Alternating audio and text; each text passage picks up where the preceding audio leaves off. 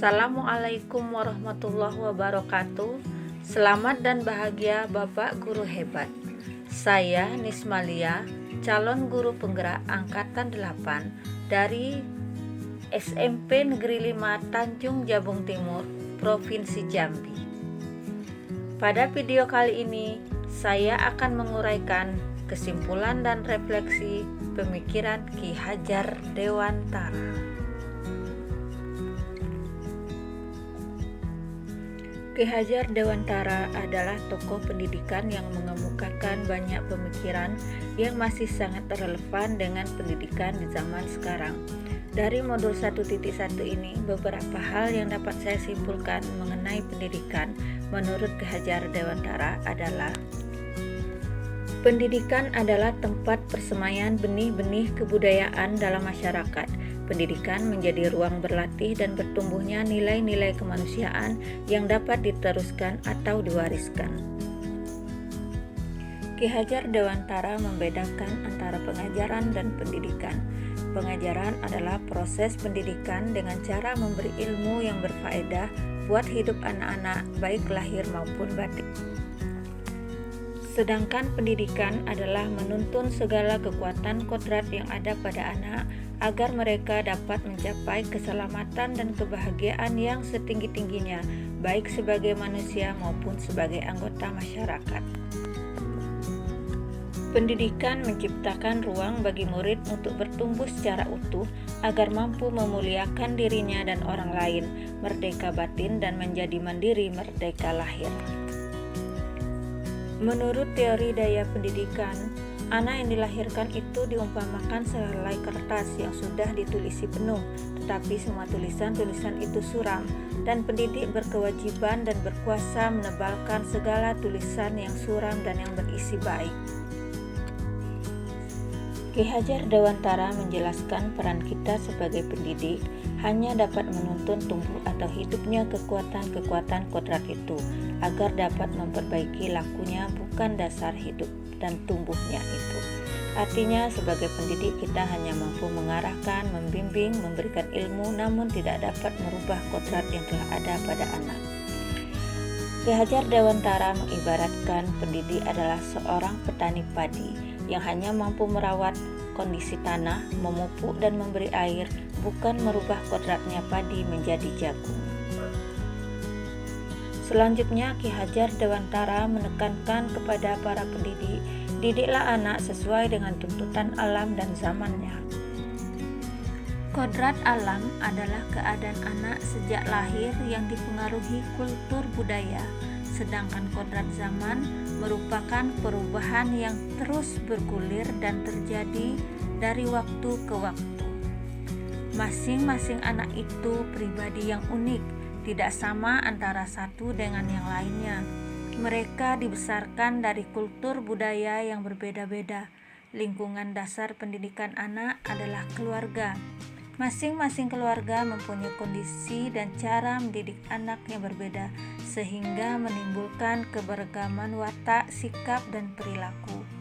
Selanjutnya, pendidik juga harus memperhatikan kodrat zaman, di mana cara mendidik di zaman sekarang yang sudah tidak asing dengan IT tidak bisa disamakan dengan cara mendidik di zaman dulu. Dengan kemajuan teknologi saat ini, tugas pendidiklah untuk menuntun dan menggali potensi anak dengan menyaring teknologi dan budaya asing yang dapat memberi pengaruh buruk serta yang bertentangan dengan budaya asli Indonesia. Anak Indonesia harus maju, namun tidak meninggalkan kultur budayanya sendiri. Selanjutnya, peran pendidik dalam pendidikan selaras dengan semboyan Ki Hajar Dewantara. Ing Arso Sungtulodo ing Madyo Bangun Karso Tuturi Handayani. Dalam segala sikap dan perbuatan, guru haruslah menjadi teladan, mampu menjadi inspirasi bagi anak didiknya, serta menjadi motivasi untuk terus mendorong agar anak didiknya mampu menjadi pribadi yang mandiri. Sebelum mempelajari modul 1.1 tentang pemikiran Ki Hajar Dewantara, Proses belajar mengajar yang saya lakukan hanyalah proses transfer ilmu sesuai dengan tuntutan kurikulum, sedangkan penilaian lebih berfokus pada aspek kognitif saja. Apabila anak telah mendapat nilai sesuai KKM, pembelajaran tersebut saya anggap telah berhasil dan selesai, tanpa saya memperhatikan proses anak dalam memahami materi yang saya sampaikan. Tentu hal ini tidak sejalan dengan pemikiran Ki Hajar Dewantara. Mendidik yaitu menuntun segala kekuatan kodrat, sementara yang saya lakukan adalah hanya menuntun dari segi kognitif saja. Seharusnya saya melakukan pembelajaran secara menyeluruh dengan memperhatikan seluruh aspek. Selanjutnya, pembelajaran yang saya lakukan lebih dominan berpusat pada guru. Pernah saya mencoba menggunakan model pembelajaran yang menuntut keaktifan murid, tetapi jarang mendapat hasil yang sesuai dengan harapan saya, karena fokus penilaian saya hanya menilai aspek kognitif saja. Kemudian, sebelum mempelajari modul 1.1, saya masih beranggapan bahwa saya adalah satu-satunya sumber belajar anak, tanpa berusaha memberi kesempatan pada anak untuk mendapat sumber belajar lain. Saya juga beranggapan seluruh anak mampu menguasai materi pelajaran yang saya berikan sesuai dengan apa yang saya rencanakan. Setelah mempelajari modul 1.1 tentang pemikiran Ki Hajar Dewantara, saya merasa apa yang telah saya lakukan tidaklah tepat. Saya merasa harus melakukan perubahan.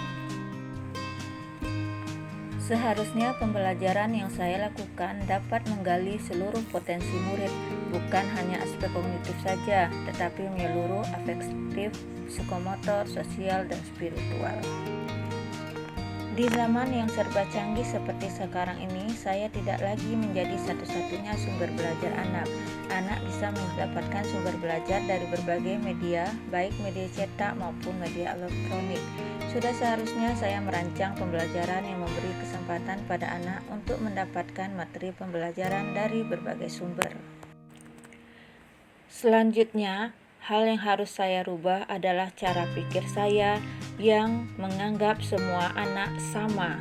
Seharusnya saya memperhatikan setiap perbedaan karakter, kemampuan, dan minat anak dalam belajar. Sesuai pemikiran Ki Hajar Dewantara, anak harus merdeka. Agar mereka mendapatkan kemerdekaan lahir maupun batin, yaitu mereka mampu menjadi pribadi yang mandiri, sudah seharusnya saya menggunakan berbagai metode dan model serta media yang dapat melibatkan anak dalam pembelajaran, sehingga mampu menggali segala potensi anak.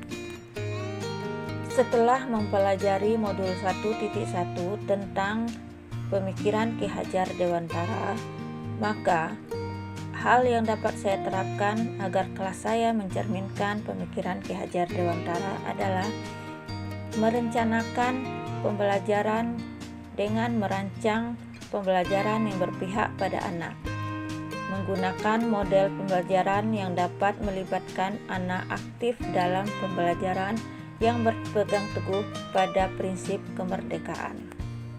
Selanjutnya, hal yang dapat saya terapkan dalam pembelajaran adalah memfasilitasi media pembelajaran, di mana saya menyediakan media-media pembelajaran yang dapat menjadi sumber-sumber belajar anak, sehingga mereka mudah memahami materi-materi yang saya sajikan. Hal ketiga yang dapat saya terapkan agar kelas saya mencerminkan pemikiran Ki Hajar Dewantara adalah menerapkan pembelajaran abad 21 yang sesuai dengan pemikiran Ki Hajar Dewantara, yaitu kritis, kreatif, komunikatif, dan kolaboratif dengan berpegang teguh pada prinsip kemerdekaan anak dalam belajar serta memanfaatkan berbagai media sebagai sumber belajar. Dalam pembelajaran, guru dan murid memiliki perannya masing-masing. Peran guru sebagai fasilitator menyediakan segala kebutuhan dalam pengembangan seluruh potensi anak, baik penyediaan sumber belajar, media, maupun materi pembelajaran, serta dengan memperhatikan karakteristik anak agar anak mampu mengembangkan dirinya dengan maksimal. Selanjutnya, Guru juga berperan menjadi teladan, inspirasi, dan motivator bagi anak didiknya. Sesuai dengan semboyan Ki Hajar Dewantara, ing ngarsa sung tulodo, berusaha menjadi teladan dalam perkataan maupun perbuatan. Ing madya bangun karso, berusaha menjadi inspirasi bagi anak didik dalam setiap tindakan, serta tutwuri handayani, yaitu mendorong tumbuh kembang anak didik menjadi pribadi yang mandiri. Peran anak didik dalam mengikuti pembelajaran adalah mengembangkan segala potensi yang dimilikinya melalui pembelajaran aktif yang dirancang guru dan pemanfaatan media pembelajaran sesuai dengan minat dan kemampuannya. Harapan saya, kolaborasi guru dan murid dalam melaksanakan pembelajaran yang berpihak pada murid akan mampu mewujudkan kemerdekaan yang sebenar-benarnya, yang akan mengantarkan guru dan murid menuju selamat dan bahagia. Semoga pemaparan tentang koneksi antar materi pemikiran Ki Hajar Dewantara ini dapat menginspirasi kita semua. Salam guru penggerak, tergerak, bergerak, menggerakkan. Wassalamualaikum warahmatullahi wabarakatuh.